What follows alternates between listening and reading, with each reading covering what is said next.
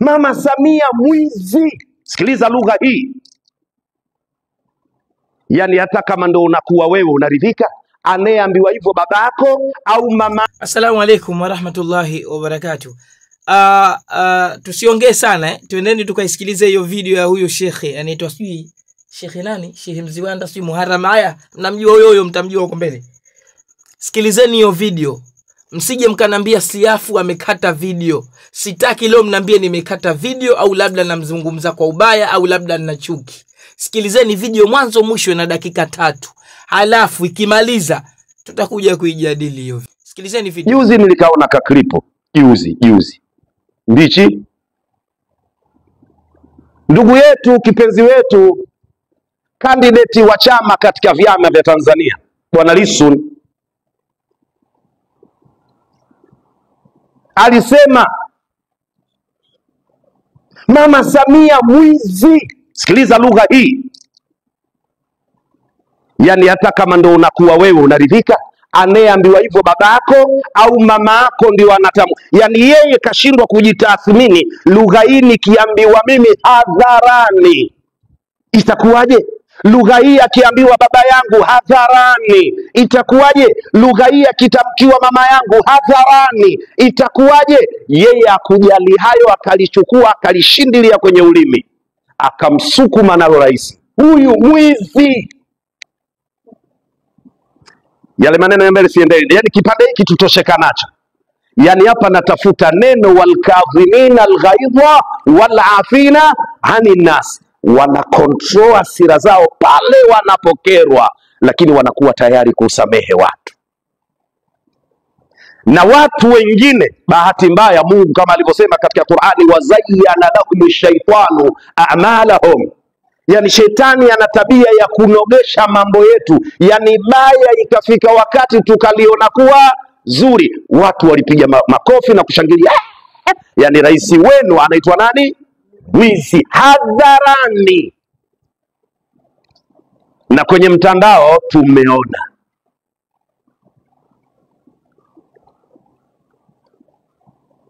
Haya, sisi sote tumekerwa. Jeshi limekerwa, wasaidizi wa mama wamekerwa, lakini mkerwa namba moja mama, tutamuangalia anafanyaje kwa kuitwa mwizi. Nilisema siku moja, wacha leo nirudie tena maneno ya Bwana Mtume Muhammad sallallahu alayhi wasallam, inna Allaha idha ahabba abdan ibtalahu. Sallu ala nabi. Mtume anasema yeye Allah Mola wetu akimpenda mja wake yoyote anamtia mitihani mingi tu. Huyu anayesema haya ndiye yule ambaye alikuwa jela katolewa, wenzake wametoa, yeye alikimbia nchi karudishwa, aliyemrudisha ndio huyu. Kamwambia njoo tujenge nchi. Huyu ndio alisema mwaka juzi katika klipu yake kwamba Mama Samia kabadilisha hali ya hewa ya nchi, kaleta siasa safi, kamsifu vya kutosha mwaka juzi. Leo anamuita mwizi. Sio mwizi tu, hadharani tunamwangalia mama. Walkadhimina alghaidha walafina anin nasi. Hakuna jalala la kutupa watu. Mama huyu naye raia wako. Yani Mungu amekupa kabila hii. Lakini tukirudi nyuma kidogo nje ya mada, na sisi kwetu mtihani. Sisi mbugila kwetu mtihani. Watu wanataka urais, yani rais wenu anakuwa kabila hii. Yani ndo kabila hii ndo rais wenu. Huyu anasema neno kama hayo, anendeni mkapige kura. Yanatoka mtu kabisa mzima na kanzu inang'ara kama ya Mziwanda, anampigia huyo hasa ndio rais Nyamitusi. Nchi inaponaje? Hiyo achana naye. Walkadhimina alghaidha walafina anin nasi.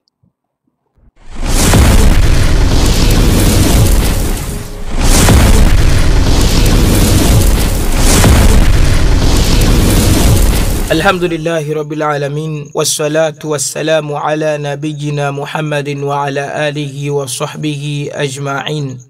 Amma ba'd, أيها الإخوة والأخوات في الإسلام، إن المسجد بيت الله، فلا يصح أن ندخل فيه السياسة الحزبية. الإسلام يتكلم عن العدل والحق، ولكن في ضوء القرآن والسنة، لا لفتنة ولا لتفرقة المسلمين. Ndugu zangu wa Kiislamu, hatuna budi kumshukuru Allah tabaraka wa taala, mwingi wa rehema na mwenye kurehemu. Sifa zote ni za Allah tabaraka wa taala, na sala na salam zimfikie mtume wetu Muhammad sallallahu alayhi wasallam. Ndugu zangu, hakika misikiti ni nyumba ya Allah tabaraka wa taala, hivyo haifai kuingiza siasa za vyama ndani yake. Uislamu unazungumzia haki na uadilifu, lakini yote hayo tumetakiwa tuyafanye yote kupitia Qur'ani na Sunna, na wala si kuleta fitna wala kugawa Waislamu katika hiyo misikiti. Nadhani mmemsikia vizuri shekhe wetu hapo. Huyo shekhe sijajua anaitwa vizuri nani, lakini jina kubwa ambalo namfahamu ni Mziwanda. Nyie mnamjua, sijui Hassan Mziwanda, sijui Ali, sijui Juma Mziwanda au Muharram Mziwanda, ndio hivyo hivyo. Tutajua mbele huko tukiposti, mtamtagi, mtamuandika hapo. Bwana Mziwanda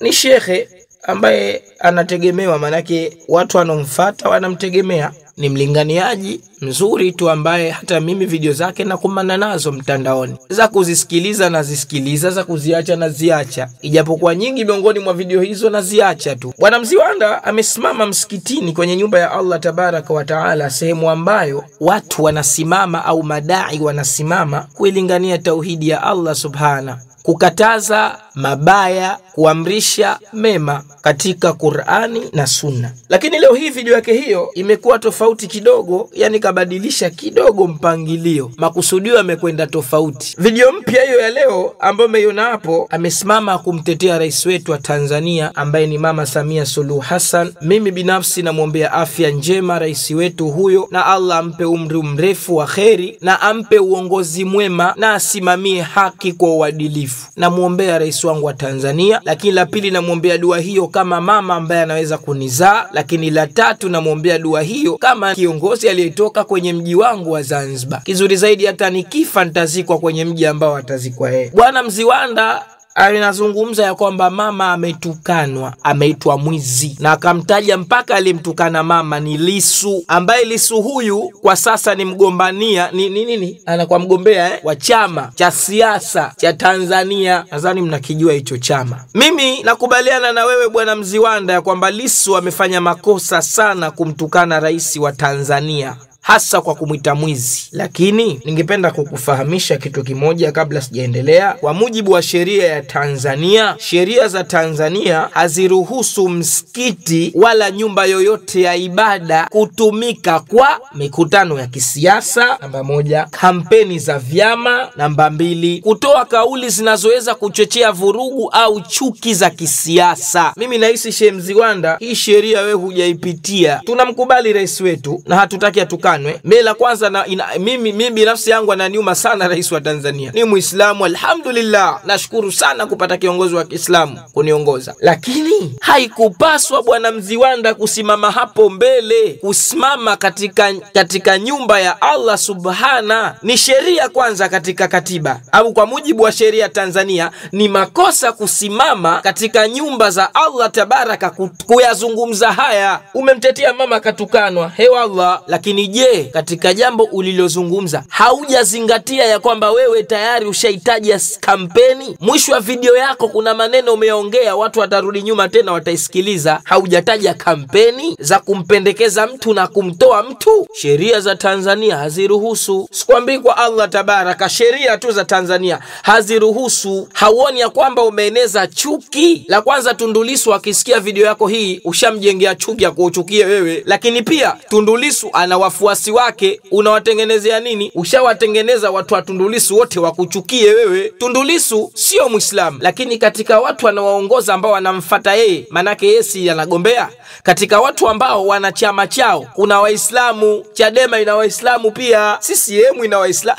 Wasitake tantaje vyama. Chadema ina Waislamu, CCM ina Waislamu. Je, hauoni ya kwamba kuna watu wana mapenzi na yule, ili hali yule sio Muislamu lakini wanampenda? Hauoni ya kwamba hao Waislamu wenzio utawatengenezea wewe chuki? chuki. Katika sheria za Tanzania haziruhusu nini? Kutoa kauli zinazoweza kuchochea vurugu au chuki za kisiasa. Kwa mujibu wa mazungumzo yako wewe tayari ushatengeneza chuki. Lakini pia wewe tayari ushafanya hapa rais amchukie Tundu Lissu. Ijapokuwa rais huyu wetu wa Tanzania ana moyo mzuri, ana moyo mwema, yeye ndo alomtoa mpaka kamleta Tanzania kwa amani, kampokea. Rais Samia Suluhu Hassan hakujali Tundu Lissu kafanya nini, katukana vipi, kafanya nini, kajitolea kamleta Tundu Lissu Tanzania bila ya fujo lolote. Hauoni ya kwamba maneno unayoyaongea hapo Mama Samia ayasikie, wasaidizi wake wa Samia rais wetu ayasikie, watu maalum ambaye wanashirika na hayo mambo wasikie? Hauoni ya kwamba wewe utakuwa tayari ushatengeneza chuki kwa Tundu Lissu? Hata kama Tundu Lissu atakuwa sio Muislamu,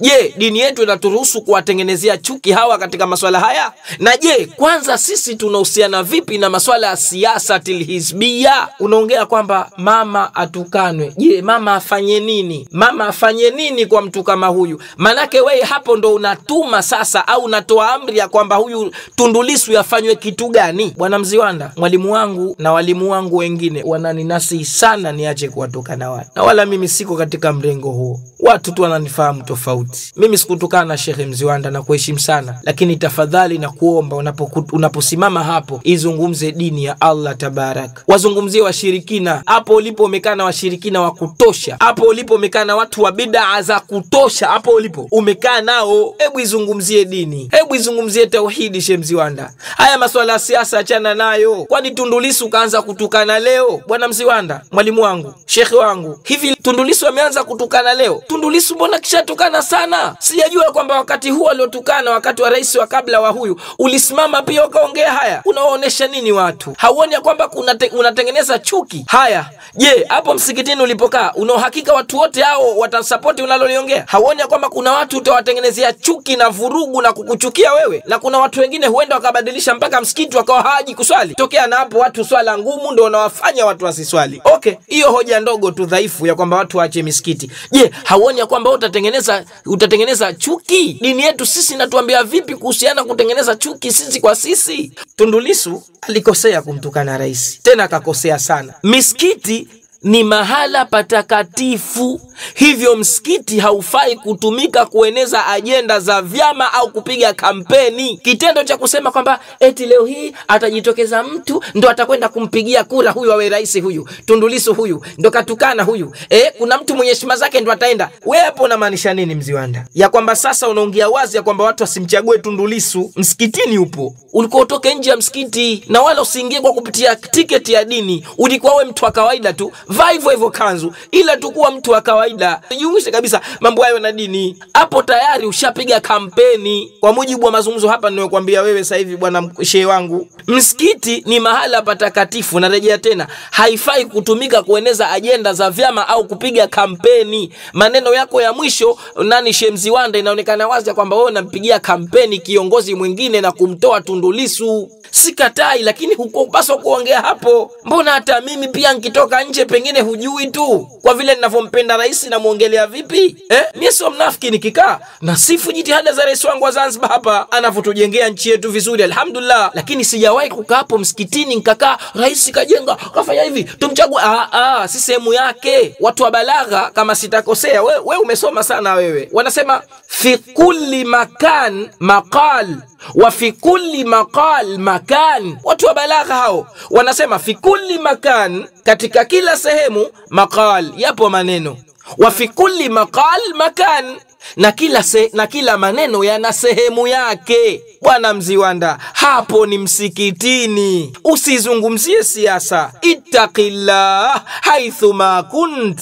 Lakini pia kuna hadithi moja ya Mtume Muhammad anasema, an Abi Hurairah radhiyallahu anhu قال رسول الله صلى الله عليه وسلم من حسن الإسلام المرء تركه ما لا يعنيه رواه الترمذي وغيره وقال حديث حسن.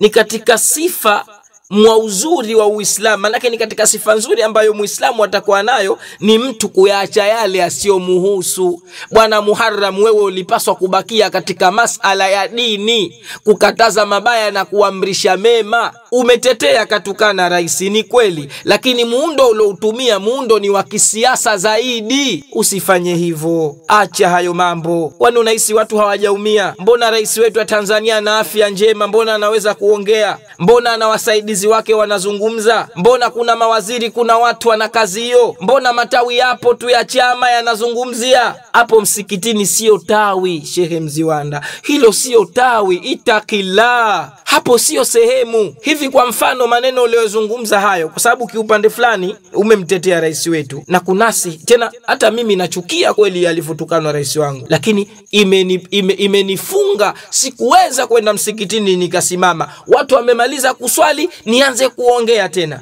Hapana, sikuweza kufanya hivyo bwana Mziwanda mimi. Lakini nikitoka nje ya msikiti nazungumza kwamba Lissu kamtukana rais wangu, kamuita mwizi, nachukia. Na hata yeye vijana wake wakinisikia, nimechukia rais wangu kuitwa mwizi. Rais wangu mwizi vipi utamuita?